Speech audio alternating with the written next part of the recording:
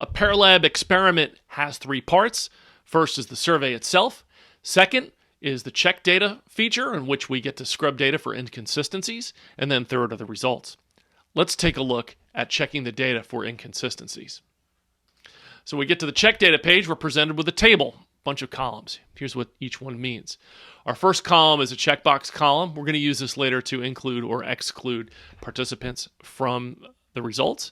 Second and third columns are some IDs, an ordinal ID, so you can see, from 1 to whatever the number of participants in the survey.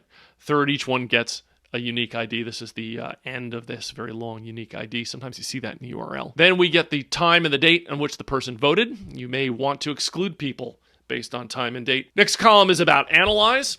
And this says, yes, the participant is included in the analysis and subsequently the results, or no, they're not. We can toggle them back and forth. Third, we get to the chimp score, which is a reflection of inconsistency. And then finally, we have some flags. And there are a couple of flags that can be thrown. One is the person skips too much. And we don't want that because it might be a reflection of them trying to game the survey to vote for maybe one particular idea that's really super important to them.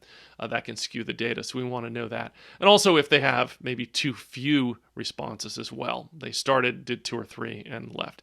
That may be something you feel that you need to exclude. Okay, so how do we include and exclude someone? Let's take number 1 and number 2. And the reason I want to do that is because the first one says yes and the last one says no.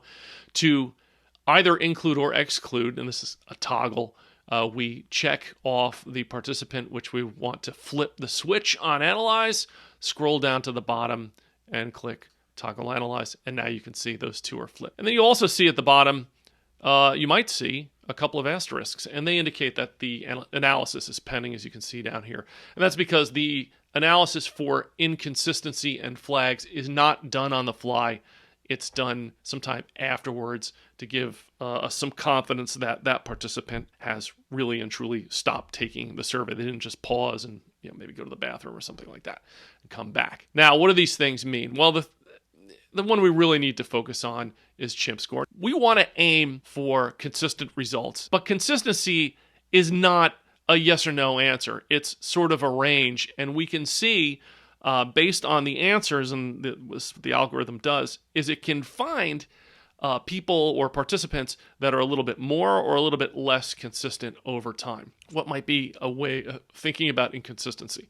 Well, if I have, let's say, 3 ideas, vanilla, chocolate, and strawberry, and I say that I like vanilla over chocolate, I like chocolate over strawberry, then if I were consistent, I would choose vanilla over strawberry. It's easy for our brains to drift a little bit. Let's say I didn't choose vanilla over strawberry, I choose strawberry over vanilla. The algorithm catches that and says, hey, there's an inconsistency there. And then the more of those inconsistencies pile up, the higher that score goes. Again, it's a bit of a judgment.